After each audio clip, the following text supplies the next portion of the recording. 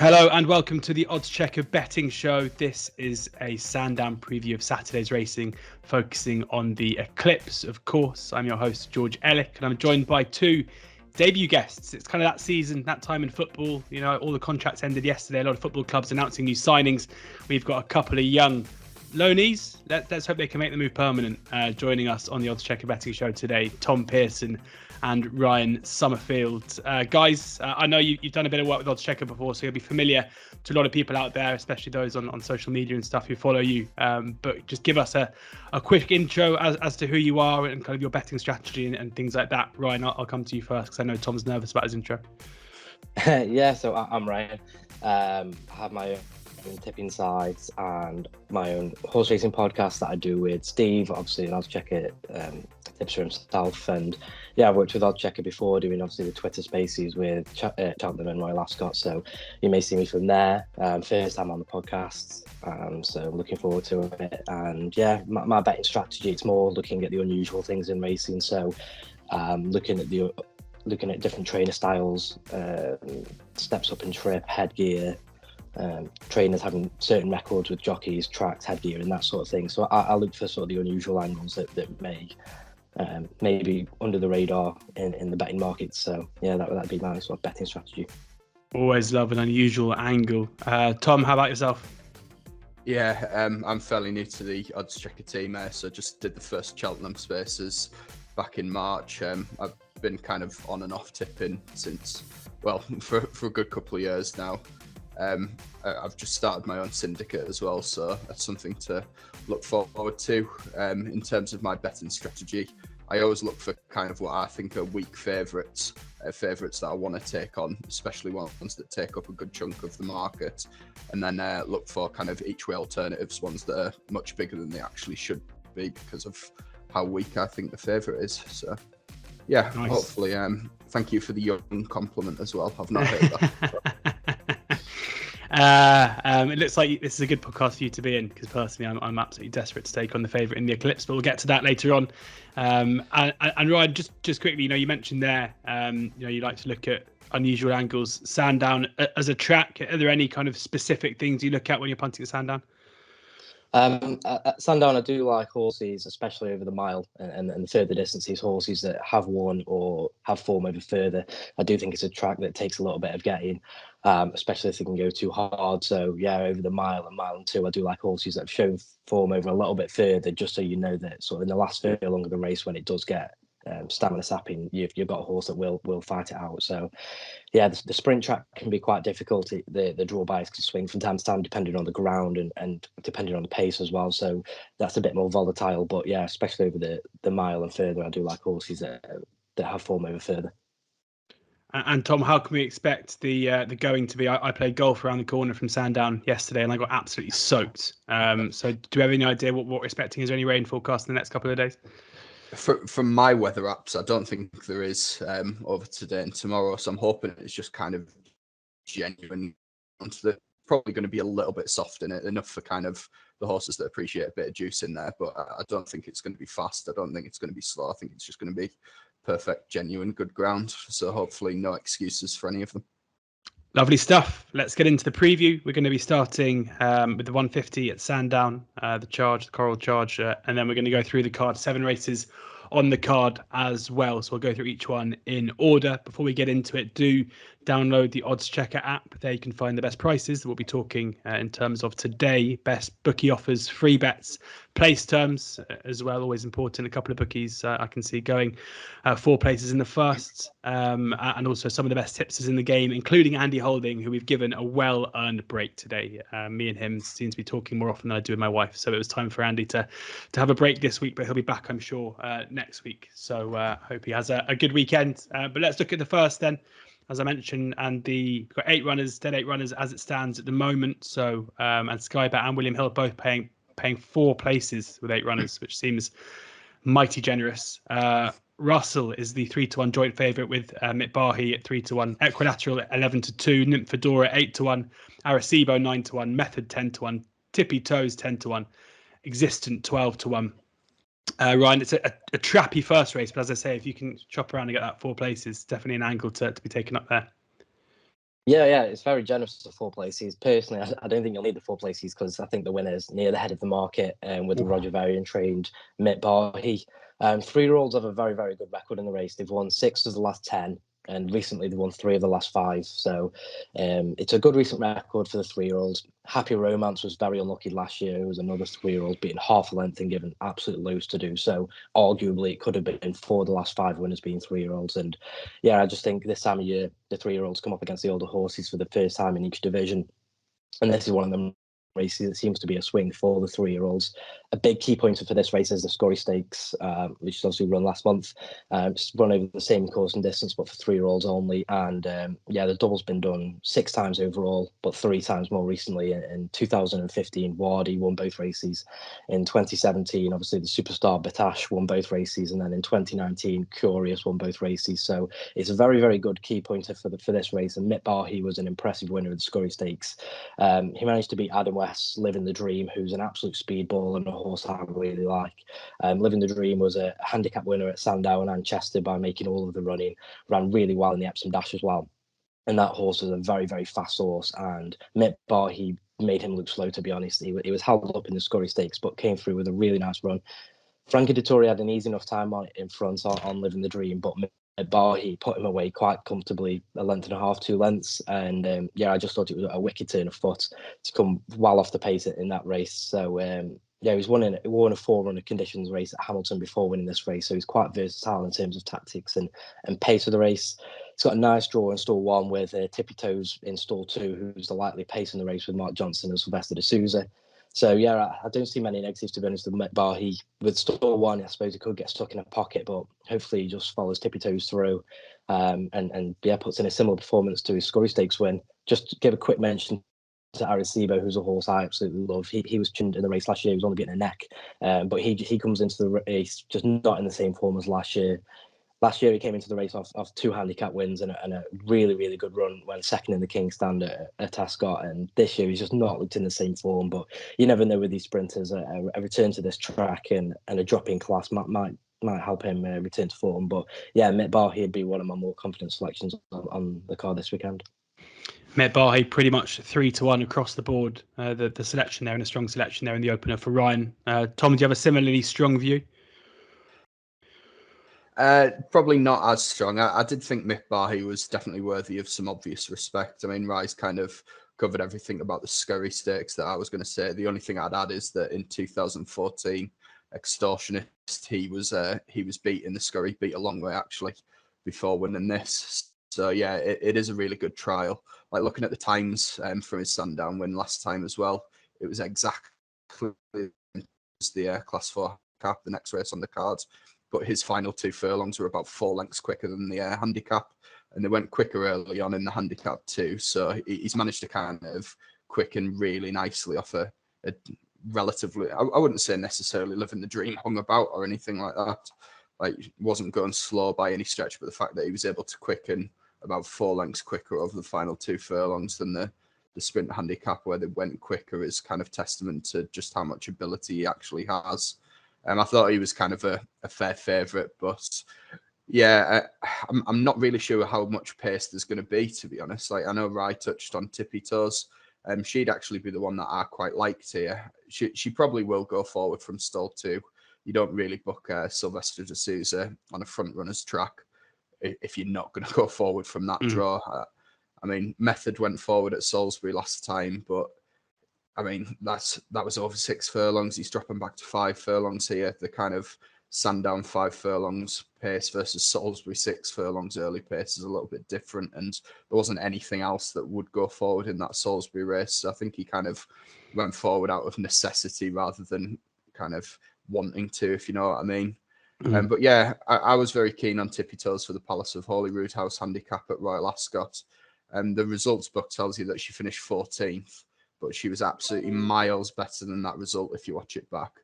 She was held up in midfield. She was travelling really well. Just as she was about to start a run, she had the door slammed on her, and it kept getting slammed on her. Like, by the time she got a clear run, she'd actually dropped back to second last with just a furlong and a half to run. So I thought she was well worth like a serious markup for that, to be honest. she travels so well that she's definitely worth another go at the trip. Like, you look back at a Sandy Lane run a couple of starts ago over 6. That's really strong form. She travelled really well into that race as well. Stalled 2 with a front running jockey on board. I can see her going back to those tactics. You watch a Chelmsford run earlier in the season, she just sat like second, just off Sadmar, I think it was, in that listed race at Chelmsford.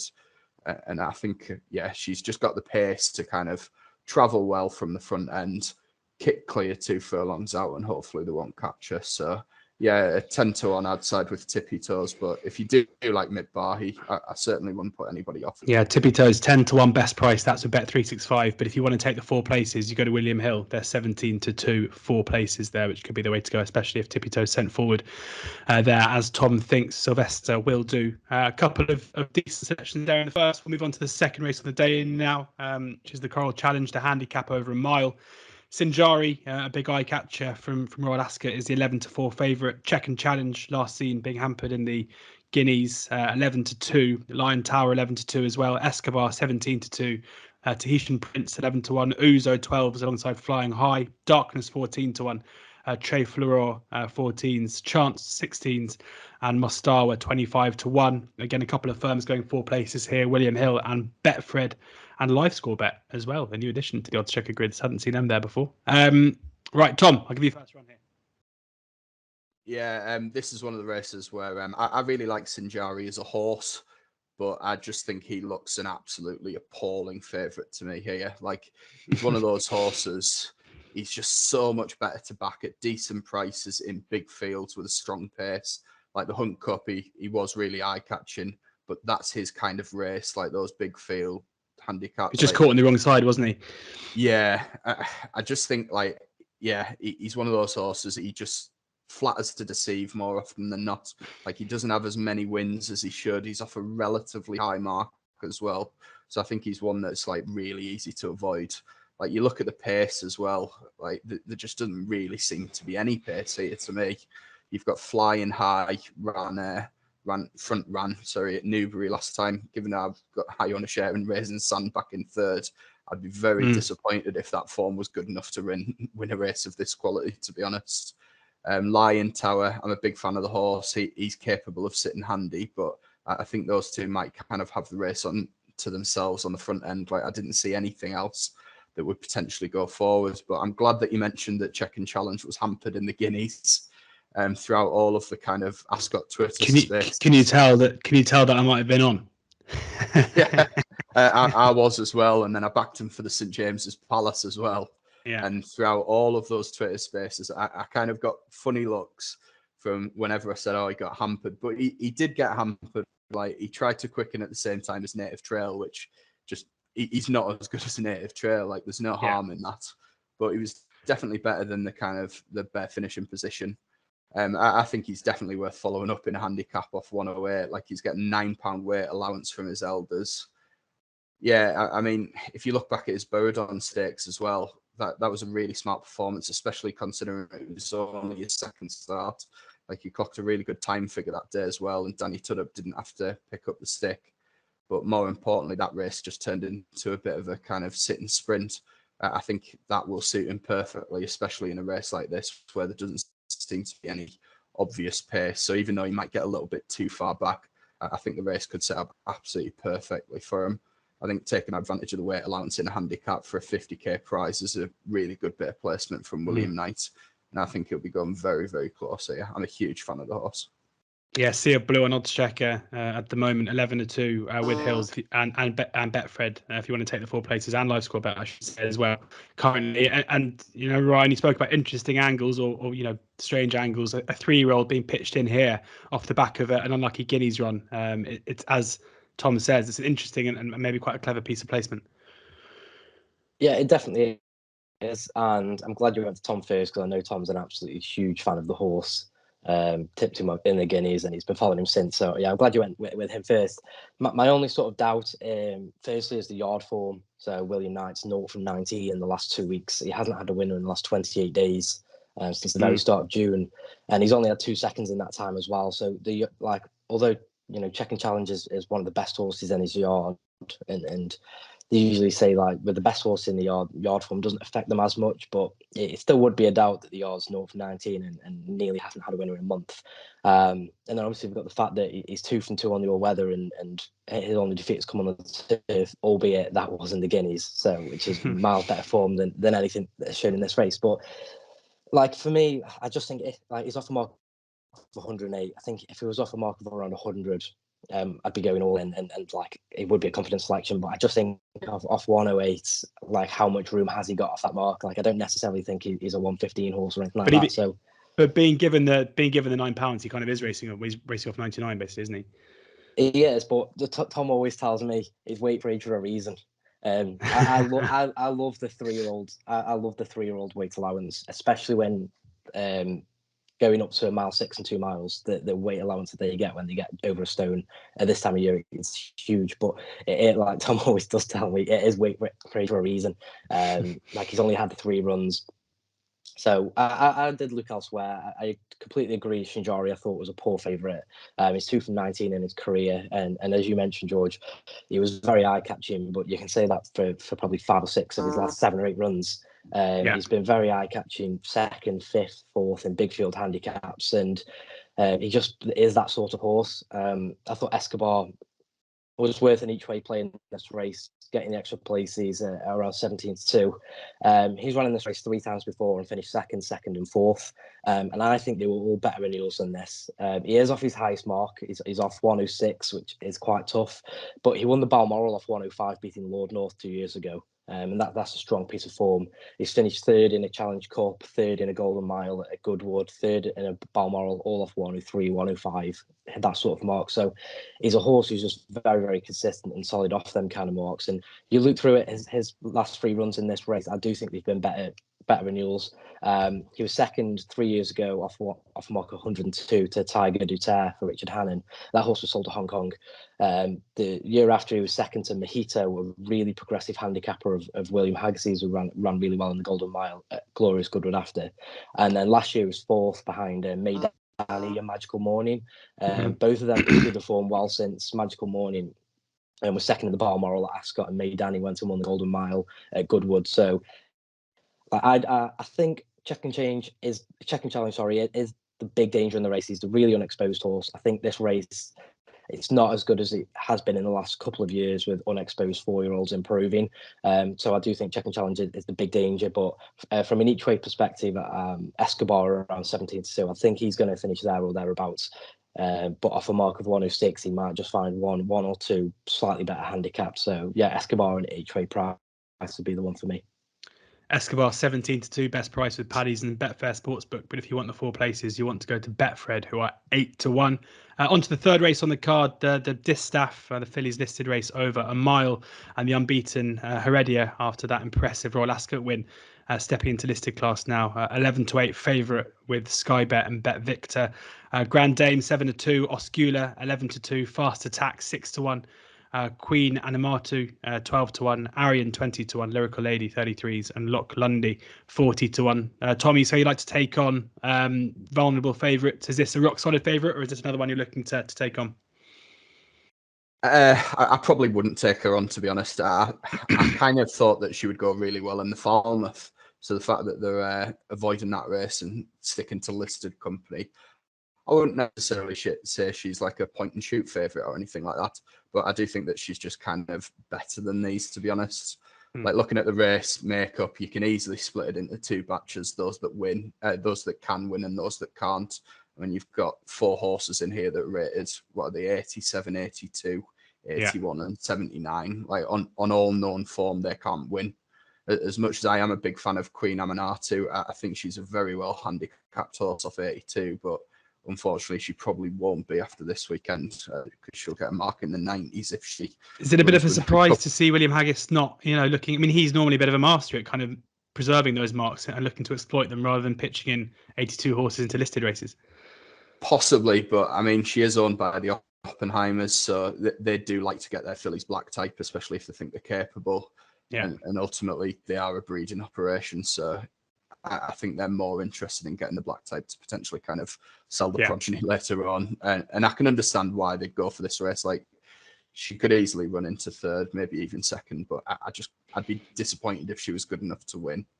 But of the four that I think that can win, like Fast Attack, I just don't think she'll be at her best over a mile on a page. I know she ran in the German Guineas last time and she came fifth, I think it was. I just don't see a mile being her optimum trip. I think she'll be much better at 7 furlongs. So she's got a little bit to prove at the trip for me. Grand Dam, I'd have wanted to see a little bit more in the Coronation Stakes personally to be backing her at 7-2. So that narrowed it down to kind of Heredia and Osceola for me. I love Osceola. Like, I think she's a really likable filly. She pretty much always runs a race, but she's had plenty of runs. I'm not knocking her, but we know what her ceiling is. She just doesn't run to anything more than 105, and there's nothing wrong with that. That obviously makes her a really nice horse, but Heredia, she's 4 out of 4. She won the Sandringham with plenty in hand last time. Like, you've got no idea where her ceiling is. The fact that they were talking about her as a potential Falmouth horse tells me that she's definitely better than Listed Company. Like, Sandringham's usually a good race for horses stepping up in grade. You usually get horses running off or winning off at 80, 85, and they end up being kind of group performers. So the fact that she was able to win off 96 tells me she's almost certainly a group performer. I think this is a weak race. And yeah, I wouldn't be backing her at 6-4 personally, but I definitely wouldn't be looking to take her on either. No one's going to give you 6-4, mate. 11.08 best price. So you'd be lucky if you got the 6-4. But yeah, 11.08 best price. A solid favourite, but not a tip there from Tom. Have you got a bet for us, Ryan? Yeah, I mean, I'm sort of in the same boat. I actually did the exact same thing as Tom. I sort of split the race into 3 ways. There was the 4 that I would find very difficult to make a case for, with Lyrical Lady, Queen Anne R2, Arion, and Loch Lundy, who are all rated 87 or less, and they've all got around £15 to £20 to make up. It's doable. They're all sort of unexposed fillies, but you like Tom says, you'd just be disappointed if one of them was to improve past the 3 or 4 better horses. And then you've got the 2 sort of really smart 2-year-olds in Osceola and Fast Attack, who got their ratings of 104, both of them 104. They got their ratings from being really smart 2-year-olds. And while Osceola won last time out and Fast Attack ran really well in the German Guineas, they still just have to prove it that they've trained on and they can still reach that rating as 3-year-olds. As Tom mentioned, Osceola ran 10 times as a 2-year-old, which is a fair amount. And it's obviously something Nick Bradley does, getting horses black type as 2-year-olds, and they run quite a lot. But yeah, then you've got the 2 horses that came out as 3-year-olds in Heredia and Grand Dame, and they both sort of have opposite profiles in the fact that Heredia has come through slowly and is stepping up from handicap company into listed company, whereas Grand Dame straight away after on her 3rd one went into Group 1 company, disappointed, and now she's the one dropping down into listed company. I'm usually a fan of the horse dropping down from a better race, but as Tom said before, I just don't think Grand Dame showed enough in the Coronation Stakes. I think she's well up to this level. I even think she might be a Group horse in time, but I just think Heredia is a Group 1 horse here.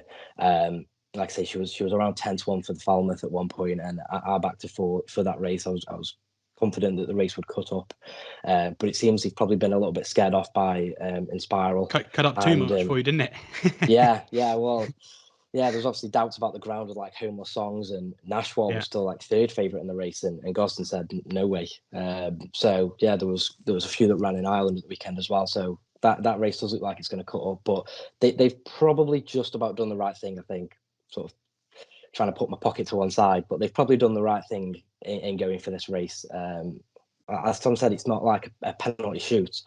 But I do think she's probably going to take a fair amount of beating. Like, she's 4 from 4, and she's shown lots of versatility already. She's won on soft ground, good ground, and she's won on firm ground.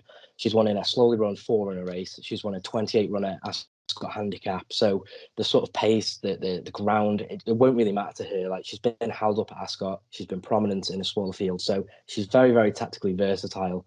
And like the way Richard Hannon talks about her, he completely believes that she's a Group 1 horse. And yeah, she's Falmouth quality. But I think he said that just when he saw this race, he thought that it was too good of an opportunity to turn down, especially when Inspiral was an odds-on favourite for Falmouth, and they were going to take the more slowly approach and end up in Group 1 company later on in the season. So she has been well back. Like, she opened up around 9-4 at the very start of the week. There was obviously doubts about whether she was going to go for here or the Falmouth, but she's obviously, now she's been confirmed for the race, she's been heavily backed.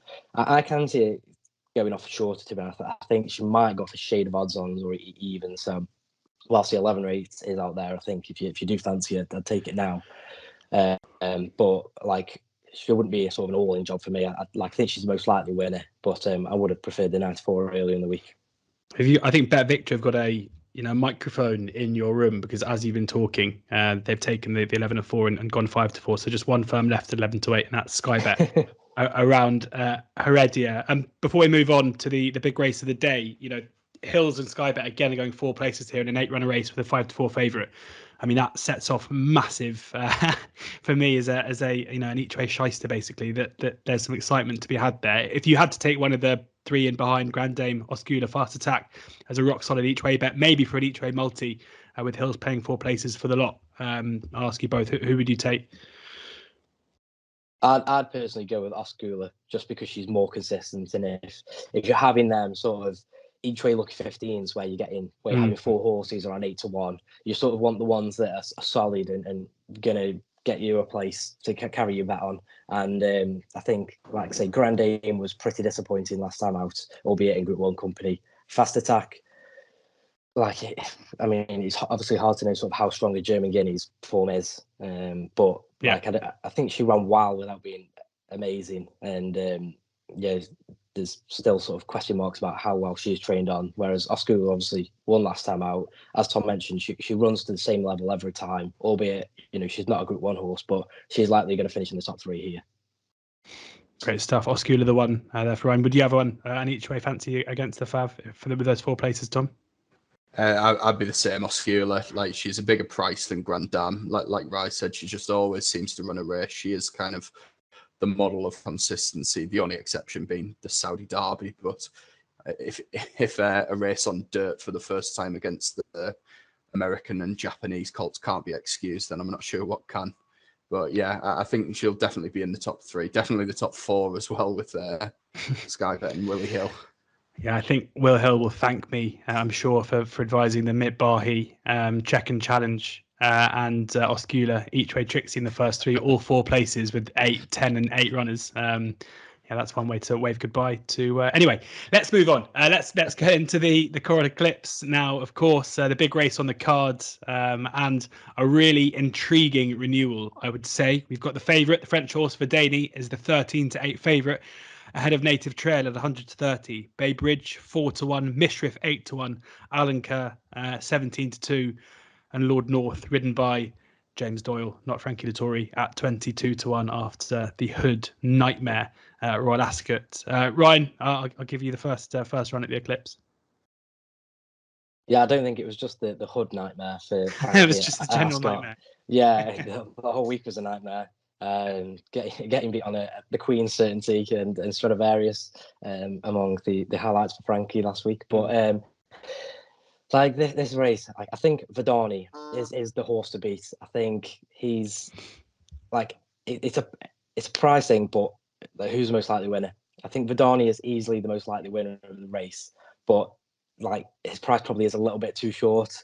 If he was 3-1 and Native Trail was 13-8, then I'd be screaming about Verdani. But just as he is 13-8 and the market sort of hasn't really missed him, I'd be a bit less keen on him purely from a price perspective. But if you were just asking me to pick the winner of the race, I do think Verdani for plenty of reasons. Like Jean-Claude Rouget wouldn't send many over. He's only sent 1 horse over in the last 4 seasons, and that was for a listed race on the all-weather.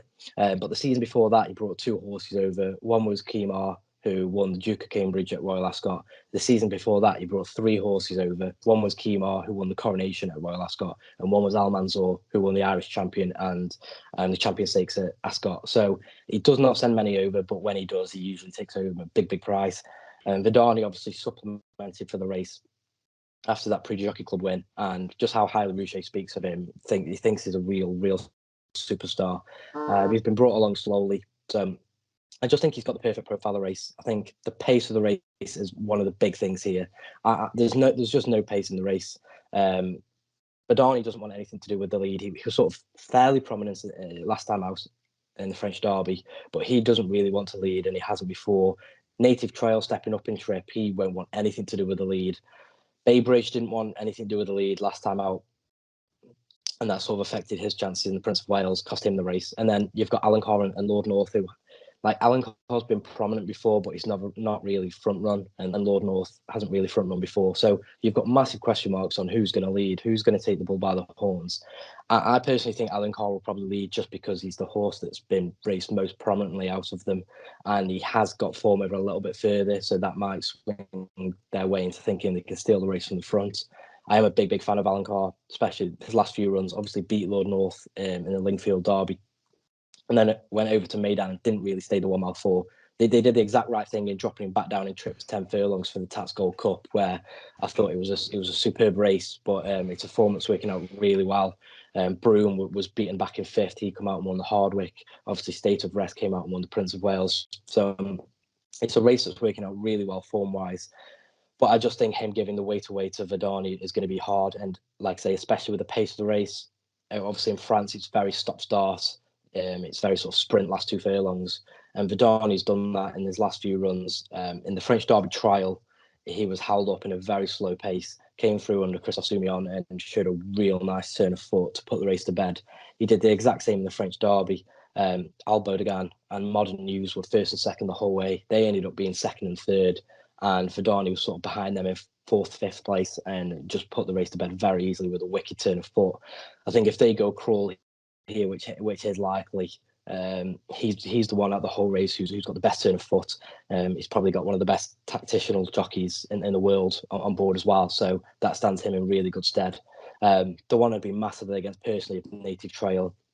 Like stepping up and trip for the first time, I've personally got no doubts he'll stay the trip. Like he made his debut over 7 furlongs in June last season, so I've personally got no doubts he will stay. But just until they do it, you just never actually know. And he just wasn't impressive in Ireland last time as his price suggested he was going to be. He was a fair bit better than horses, and he just didn't really stamp his mark on the race until late. Which obviously suggests a step up in trip will really suit him. But I just think in this small field with no pace on, it's not really going to suit Native Trail, and I can see him being sort of nudged along a fair way out. But Verdani, if he was a bigger price, like even if it was sort of 2-1, 9-4, I'd be confident enough to go in. But just around 6-4, 13-8, I really like him for the race for the many reasons I spoke about. The pace of the race will really suit him. I think he's an improving horse. The fact he's been supplemented for the race is huge, but I just think the market knows how good he is and knows all the positive factors for him. So yeah, if Verdani just 2-1, I'll be having a bet, but I'd leave him at that price. Although he's the most likely winner for me. So Verdani 7-4 best price now as we're recording. Hills have gone out to 7-4 about him, so could be that GIF that you're after. I think he's trading around about 2-1 on the exchanges as well. But the likely winner, let's say, for Ryan, Tom, how do you see it? Yeah, I mean, it is the pace of the race is kind of what's going to solve this race. Like I agree with Ryan that Alan Kerr is going to be the one to go forwards, but I mean, you look at all of the runners here, how many of them are actually going to want the pace as it is? Like Verdani was superb in the Prix du Jockey Club, but actually that was actually surprisingly really strongly run race. Like, I know you're not used to getting that in French kind of races, but El Bodegon and Modern Games, they really kind of took it up really, really kind of early, a long way from home. So yeah, I'm not actually as convinced that a slow pace will suit him, despite the fact that he is a French horse, a nice little role reversal, if you like, from usual races. He is he's the right favourite for sure. Like I agree with Ryan that 7-4, kind of 2-1, that kind of thing is probably fair. But I mean, looking at the pace, who is it going to suit? Like Ryan touched on, it didn't suit Bay Bridge at Ascot, a slow pace. Alan Kerr's probably going to have to take them along. Is he going to be good enough to kind of take them along? Probably not. I mean, you look at the Irish Guineas, it looked as if Native Trail won a slowly enough ran race. Sorry, if you look at the finishing speeds, they all finished around kind of 106% finishing speeds. So that suggests it was a sitting sprint. But the form of that's like really easy to pick holes in, isn't it? Like New Energy was stuffed at Ascot for all he travels, like a travelly thing. Imperial Fighter, I think he was last in the Prix du Jockey Club as well. So there's an argument that yes, he might be suited by it, but actually when you look at his form, it's not that good in slowly ran races. I mean, Mishrif, he probably wouldn't mind a slowly run race, but you look at his form last year, he really needed the run in the Eclipse, and that was after running at Meydan. This year, he skipped Meydan after an absolute shocker in Saudi. So he's got questions to answer as well as the break. So that leaves you just kind of with Lord North. And I know he's got plenty of negatives, but if it is a slow pace, hopefully there's no hood malfunction today. But I mean, you look at like his Prince of Wales win a couple of years ago. That wasn't the strongest pace. His Dubai Turf wins, they haven't been with a tearaway leader. Like he dead heated with I forgot the name, Panther Raasel, wasn't it? The Japanese horse, and that horse made all. So if anything, like Lord North might actually be suited by a sit and sprint. I think considering what happened with the blindfold at the start and how many lengths he had to make up just to try and even be competitive, I don't think he actually ran that bad at Ascot, to be honest. Like, I know he's going to need a career best win because it is a really good field, but I mean, what is he? He's 22-1, isn't he? Right, the way the race could pan out would, I think, could really suit him. I think he's maybe a little bit overpriced, and I'd be quite happy playing him each way. 22-1 quarter odds. It seems a good price. I'm assuming there's nobody being generous enough to pay 3 places on this one. Not yet, no. Because that really would be the dream. But yeah, I think he's just a little bit overpriced. He's a multiple Grade 1 winner himself, or Group 1, sorry. I think he's the overpriced one. But for all, I do think Verdini is the most likely winner. So Verdani most likely winner, as we said, 7-4, but Lord North 22-1. I'm just going to quickly make a case, and you guys can pick it apart. I think Bay Bridge is the forgotten horse in this race. I personally think, despite being turned over at Royal Ascot by State of Rest, I almost think that's probably the best bit of form coming into this race. You've got State of Rest, a 4-time now Group 1 winner in 4 different countries. Maybe unlucky not to make that 5 in Ireland as well. I don't think the ground particularly suited. We've seen Bay Bridge go and win on good ground at Sandown over course and distance just a couple of weeks ago in impressive fashion as well, in the Brigadier Gerard too. And it just feels like one of those classic cases where, because there's a 2 rather than a 1, it kind of doesn't take into account that finishing a length back in a race where it was ridden to perfection. It was a race stolen from the front. I just wonder if maybe if you I would almost argue that run was another step forward for Bay Bridge rather than a dent. And I do think if he finished a length and a half closer, then he'd probably come into this as favourite. And the Verdani form, I just wonder. Obviously, it's a Group 1 win in France, but you look at the 2 horses who finished in behind.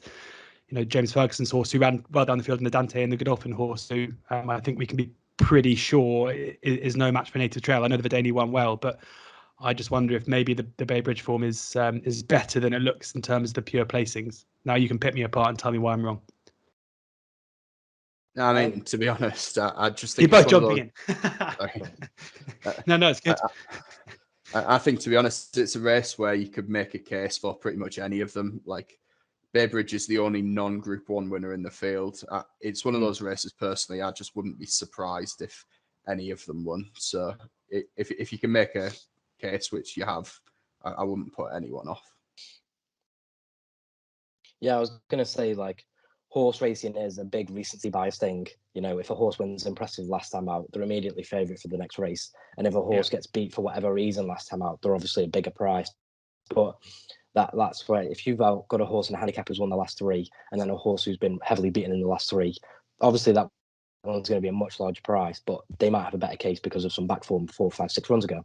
And I completely agree. Like, especially with Lord North as well. Lord North and Bay Bridge, both of their runs last time out have made them a bigger price. Like, Lord North, even if like the Hood incident hadn't happened and he'd finished a sort of decent 2nd or 3rd, he'd be probably half the price that he is now. And that was no real fault of Lord North's. And the same with Bay Bridge. Like, the pace of the race was not really, obviously it's not his fault, but he still ran a really good race. If he won that race, he's coming here. Was it 6 in a row we would have won if he won that time out? And then obviously he would have come in here a short price favourite. So I just think I'd like Bay Bridge if there was more pace in the race. We've obviously seen last time out that he struggled with a lack of pace, albeit it's a little bit of a bigger field. But and that was an extreme. That was an extreme circumstance as well, because they obviously went to the front and kind of got stacked up and then shot on again. I feel like we Yeah, made a case for most in the race. I think. Well, yeah, you can't you? Because it's a Group 1 race, and almost every horse has got a really smart piece of form to the name for whichever reason. So yeah, it wouldn't surprise me if any of the horses, if Lord North won, it wouldn't surprise me, despite him being 22-1, purely because of his back form, and you can make excuses for his recent run. So yeah, I just think Verdani had a wicked turn of foot, especially in his last 2 races, and it's with a horse and with a trainer who progresses them run to run. And Jean-Claude Rouget is taking his time with Verdani, and I think that'll pay off. You guys are much more polite than Andy, who normally just tells me that I'm wrong and stupid. So thank you for that.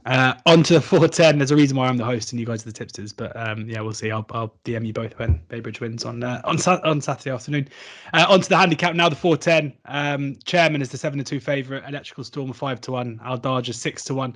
Forest Falcon 8-1. Le Forban 8-1. Protagonist 9-1. Aquam 11-1. Yorkshire Lady 14. Sweet Reward 14s, and a few others in there as well. 15 runners in the race as it stands. Most firms going 4 places. Ryan, take it away. Yeah, it wasn't a race I was mad keen on at first, but there was 2 in the race that I had interest in, and both of them are making stable switches. Protagonist is the first for William Haggis. It's quite interesting. Michael Buckley, the owner, he's had 8 horses that switched yards on the flat in the last 5 seasons, and out of them 8, 3 of them won first time out for the yard. And Protagonist was actually one of those horses. He switched from Jamie Osborne to Jessica Harrington and went on a really nice winning streak when he first moved to Jessie Harrington. Landed a big gamble on his first run for Jessie Harrington and won, I think, 3 times in a row, going from a mark of 76 to 90. Now, he still ran really well in big field handicaps over in Ireland. Like, he was 5th of 15, 6th of 22, and 5th of 14, all in marks for the 90s. Now, his last one was over hurdles for Harrington, and he switched over to William Haggis. The sort of question mark with him is how fit is he going to be off a 221-day break? But he's off mark of 89 now. We usually see over in Ireland when they come over, they end up off marks higher than their Irish mark, and this horse has been running off marks in the 90s, and he is here off a mark of 89. So he's potentially well handicapped on his first run for a stable that's going really, really well. But I think the market vibes will speak with him, whether he's fit or not. And the other was Jeremiah for Alan King. It's quite interesting. James Doyle's booked on this horse. He's 5 from 24, 21% strike rate for Alan King. And out of them 24 runners, 15 of them have finished in the top 3. So as a jockey, he doesn't book very often, around 4 or 5 rides per season, but he usually books him on one who's got a really good chance. And he was a really progressive horse with Charlie Fallows. And he actually stays a lot further. Obviously, I mentioned at the start of this, I do like horses that have shown form over further. And this is a horse who's finished 2nd over a mile and 6. He's won twice over a mile and 4. And then wins come off 93 and 97. And he's now off the mark at 94. So he's potentially well handicapped. He's a horse who really enjoys headgear as well. He's won a race in cheek pieces. He then won in first-time blinkers. And in the first-time visor, he was only beaten a length. So he's a horse, he's quite quirky. He reacts well to first-time headgear. And Alan King goes back to the blinkers for him. So he's also off nearly a year off. He hasn't ran since Royal Ascot last season. So he's off for over a year. But he's down in Triple Mile 2. He stays a lot further. If they go quite quick in a big field, he was staying on late and switching yards, just like Protagonists. Switching yards might just be catalyst for improvement for him, as well as the blinkers going back on when he won in first-time blinkers last season. So, yeah, Jeremiah is a big price at 22 for Alan King. And James Doyle was the one I liked most. But keep an eye on the market for Protagonist, because he was heavily backed on his first run for Jessie Harrington when he won after a yard switch. And he's done a similar yard switch to William Haggis this time. Yeah, 9-1 Protagonist and 22-1 Jeremiah. That's both with 888 Sport, though, who are only 3 places. So if you want your 4 places, you want to go to Hills for Protagonist, 17-2 and 20-1 with all the 4 place firms as well for Jeremiah. Absolutely love first run for a new yard in a big handicap like this. A cracking angle there. Tom, who do you fancy? To be honest, I thought this was a really difficult race. I thought the market had it just about right. I mean, Chairman's the right favourite. He's very unexposed. He looks to be improving from run to run, but all of his runs have been in small fields, so he's yet to prove it in a big field. And he's got the 15 box, which is far from ideal. Like Electrical Storm, he could be a massive improver, but Saeed bin Saroy just does so well with these horses fresh, and I'm not really sure that many of them replicate it next time. So that, yeah, I thought the market was just about right. Like those at the top of the market, you can make cases, but you can also kind of draw plenty of negatives. if there was one that was maybe a tiny shade too big, I'd maybe have them at 5-1s and 6-1s, just about kind of a backable price. That'd be Aldaja for Charlie Hills. He's not really guaranteed to stay the extra furlong on pedigree, but if you look at his run at Sandown last time, he was second behind a very well handicapped horse in V-Sight, and he wasn't really stopping then. So I think the extra furlong should be fine. But I mean, what price would V-Sight be in this race off about £10 higher? He'd be about kind of 3-1, 5-2 again, wouldn't he? And the third Hamaki, he won at Haydock yesterday. So yeah, it wouldn't be a strong fancy. I probably won't bet him myself, but he's maybe a point too big here. If he drifts any further, like 7s or 8s, then he probably would become a bet. But yeah, at this stage, no bet for me. But I'll be keeping an eye on Aldaja's price. Aldaja's 6-1 best price, 11-2 market price there. Move on to the 445. We'll stick with you, Tom. It is the the Coral beaten by a length free bet handicap. A bit of free marketing there for them, although not free because they're paid to sponsor the race. Over a mile 2, and Picule is the 5-2 favourite ahead of Eye in the Sea at 4-1. Forward Flight also 4-1. Land of Eagles 13-2. Youthful King 8-1. Wolseley 12-1. Midnight Train 14s. Missed Down Under 16s. Holiday 20-1. 9 runners as it stands at the moment. Plenty of unexposed types here. Tom, who catches your eye? Yeah, again, kind of back-to-back races, to be honest. I thought this was really trappy. Like, you've got loads of informed horses, and they've all got loads of scope for improvement as well. Again, I'd not be a backer at the prices, but I thought Pickwell was the most likely winner, definitely the right favourite. Like, he was relatively unfancied in the market on handicap debut at Nottingham. He came from a long way back to beat plenty of informed horses.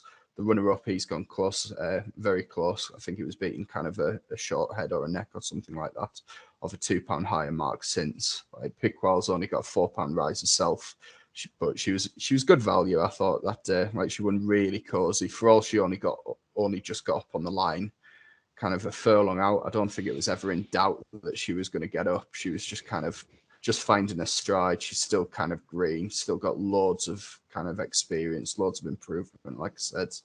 And you look at the dam side of the page as well. She's out of a half sister to New Bay. So, yeah, she's got a good bit of improvement left in her. But again, I don't think I'd be playing at 5-2 myself. I'd want around 7-2 to back her.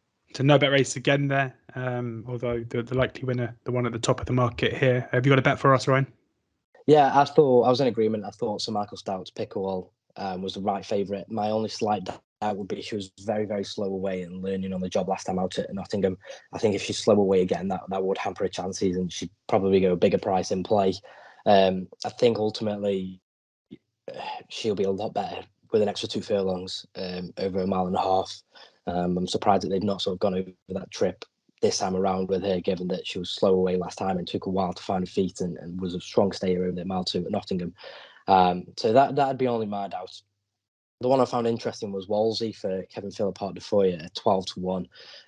These owners as well, with a yard switch, they had Juan Del Montalbano in the same ownership, who switched from David O'Mara to Kevin Phillipart de Foy, and he won a really nice Ascot handicap a couple of runs back, and then went off a shortish price for Royal Ascot, but didn't run so well.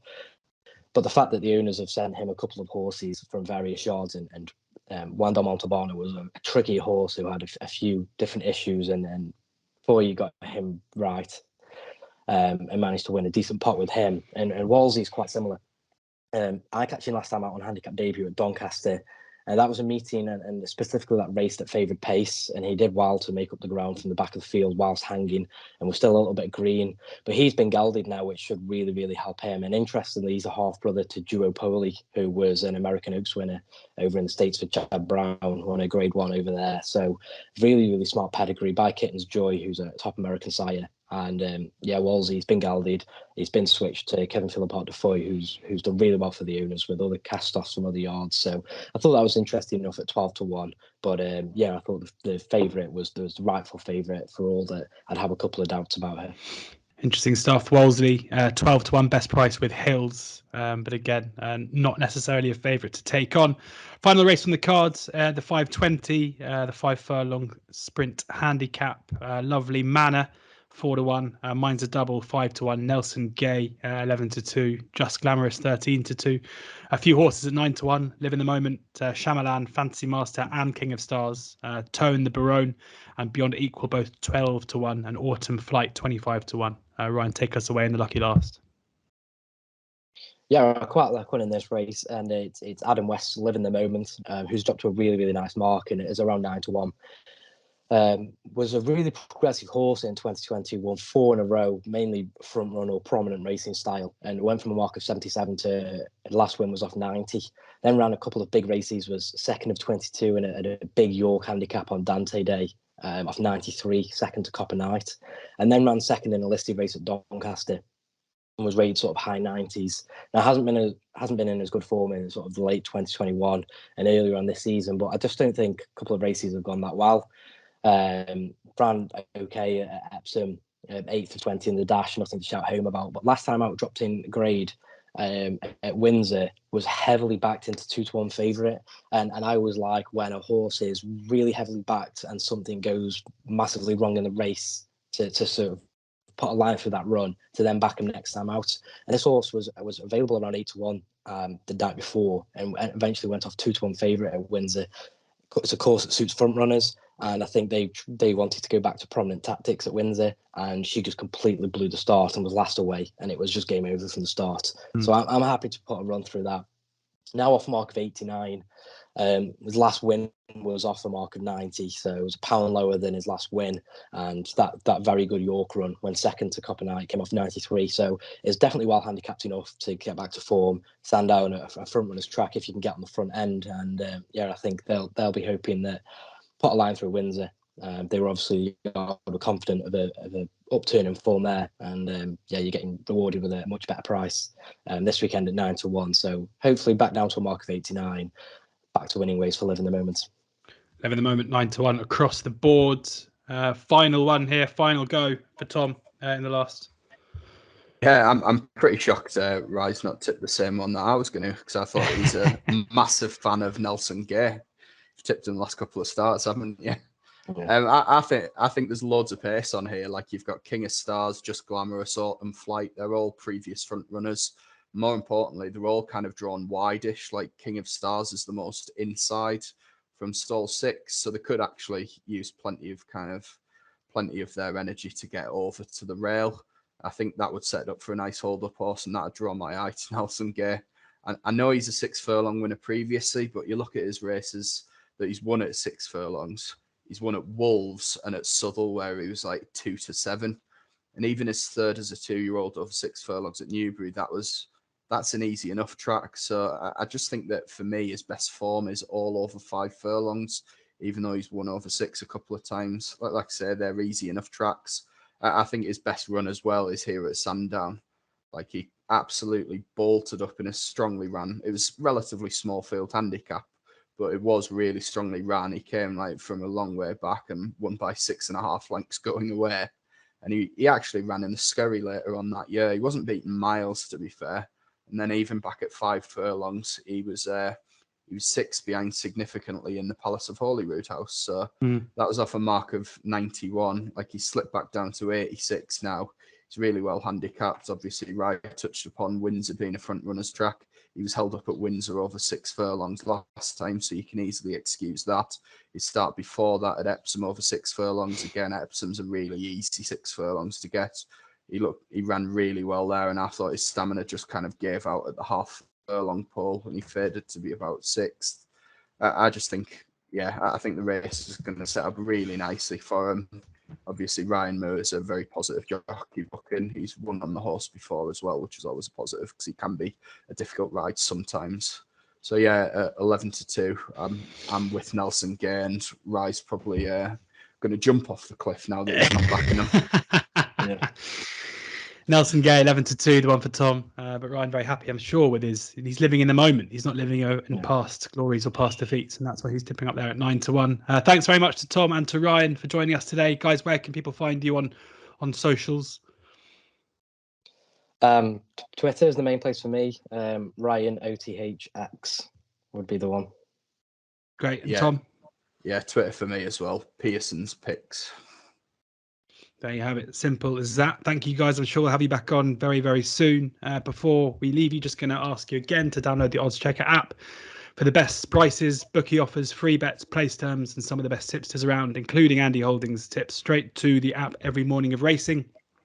Brilliant stuff from the guys. I've absolutely no doubt there'll be a couple of winners in there over Saturday's racing at Sandown. Do enjoy the racing, not just on Saturday, but plenty of cracking racing today as we're recording on Friday too at Sandown.